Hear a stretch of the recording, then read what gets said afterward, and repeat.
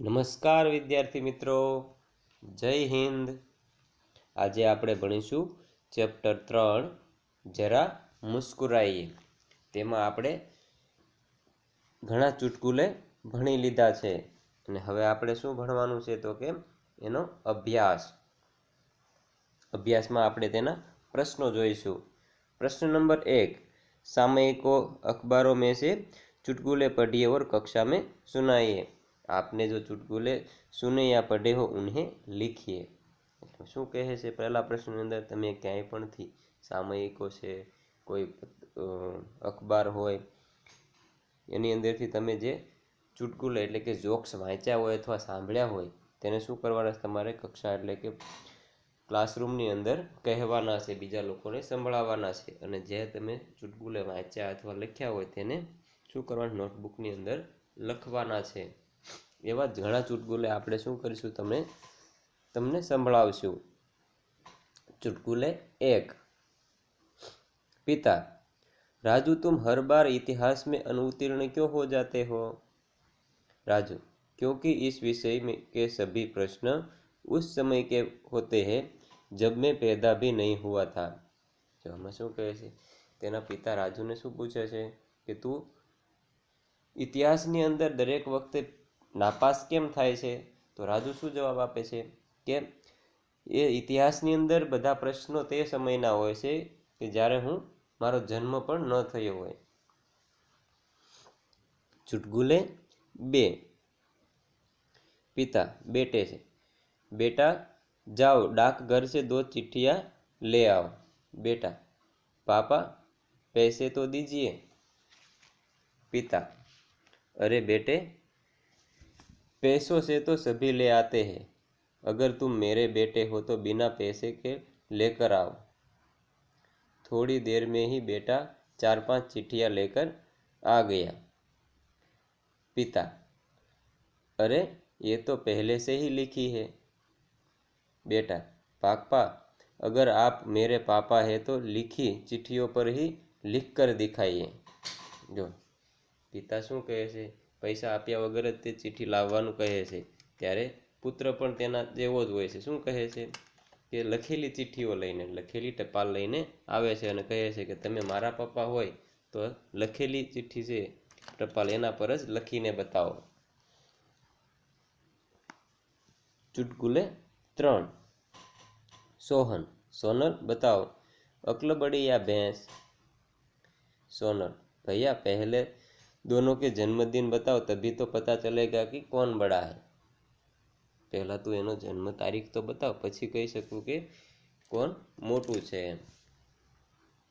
Teacher, जहाँ बहुत बारिश होती है वहाँ कौन सी चीज़ ज़्यादा पैदा होती है?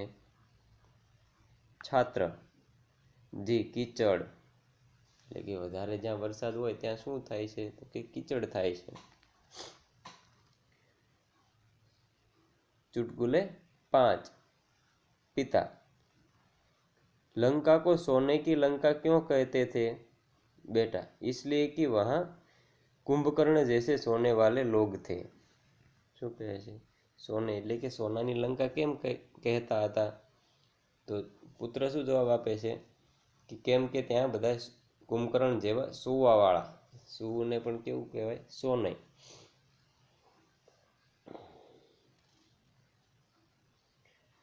चुटकुले नंबर 6, अमित, पहलवान से, कमाल है भाई, 5 साल पहले भी तुमने अपनी उम्र 32 वर्ष बताई थी और आज भी अपनी उम्र 32 वर्ष ही बताते हो।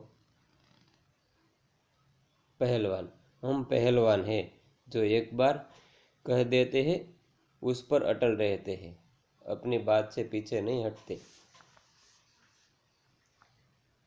चुटकुले 7, सुरेंद्र, नवीन, इंसान की नज़र ज़्यादा तेज है या जानवर की?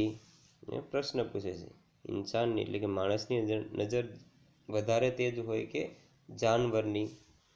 નવીન, जानवर की, શું કહે છે, जानवरની નજર વધારે તેજ હોય છે। સુરેન્દ્ર, यह तुम कैसे कह सकते हो? એવું તું કેવી રીતે કહી શકે?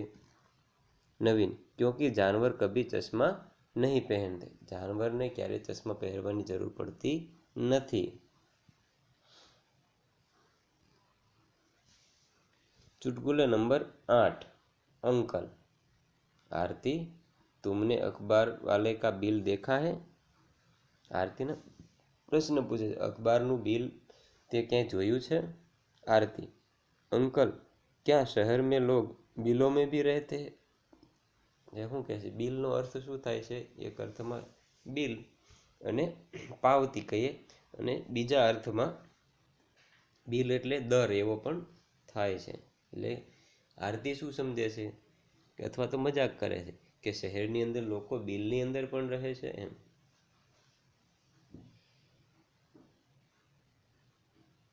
चुटकुले नंबर 9, नौकर।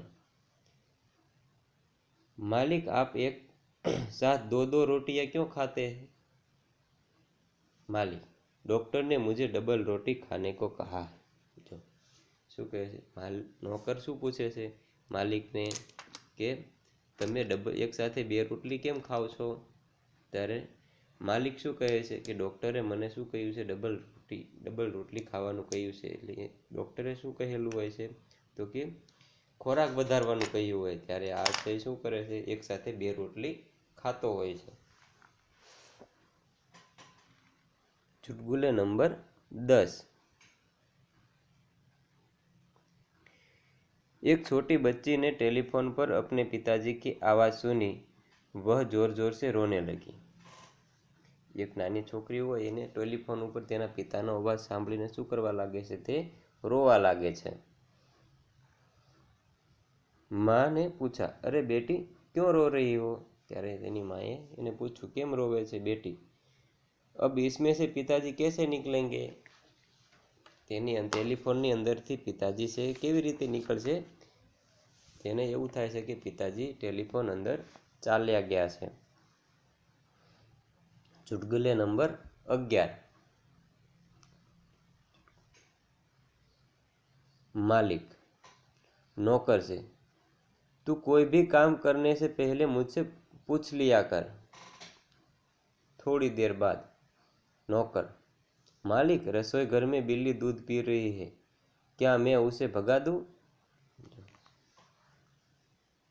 चुटकुले नंबर 12, सुनील, मेरे पिताजी जब माचिस की डिबिया खरीदते हैं तो सारी तीलियां गिनते हैं कि कहीं कम तो नहीं है.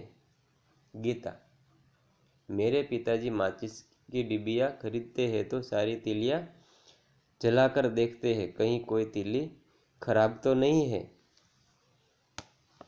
જો બાળ મિત્રો, મજા આવી તમને?